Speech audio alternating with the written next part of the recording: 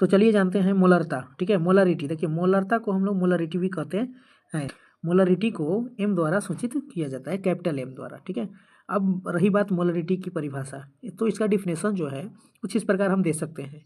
किसी बिलियन के 1 लीटर आयतन में उपस्थित विलेय पदार्थ के मोल की संख्या को मोलरता कहते हैं। ठीक है, या मोलरिटी कहते हैं, और इसे भैया एम, बड़े कैपिटल एम द्वारा सूचित किया जाता है।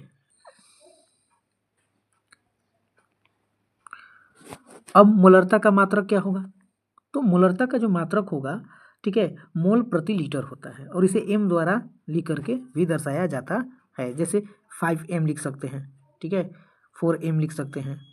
चलिए, इसके बाद आपको यदि मोल संख्या, आप 11वीं क्लास में पढ़े होंगे कि आपको मोल संख्या ज्ञात करना होता था, तो क्या करते थे? तो आपको बता दें, याद दिला दें एक बार कि मोल संख्या इक्वल टू हो जाएगा भार।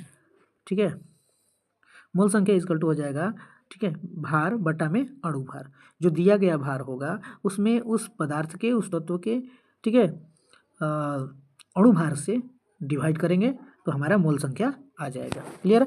चलिए,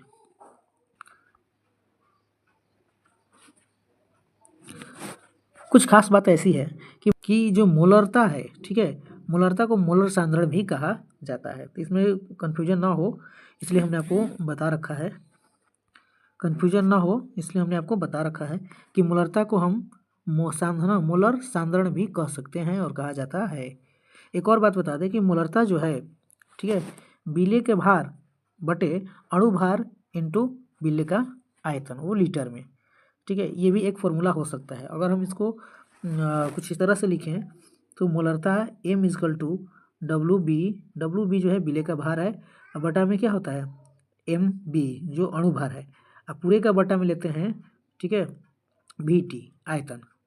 तो यहाँ पे अगर इसको करिएगा तो डब्ल्यू बी बटा में M B into V T आएगा। कुछ इस तरह से ये वाला सूत्र आप आएगा, तो आप इन सूत्रों को भी ध्यान में रखेंगे। ठीक है, न्यूमेरिकल में बहुत इंपॉर्टेंट है ये, न्यूमेरिकल कर खास करके न्यूमेरिकल के लिए बहुत इंपॉर्टेंट है। जय हिंद, जय भारत। चलिए।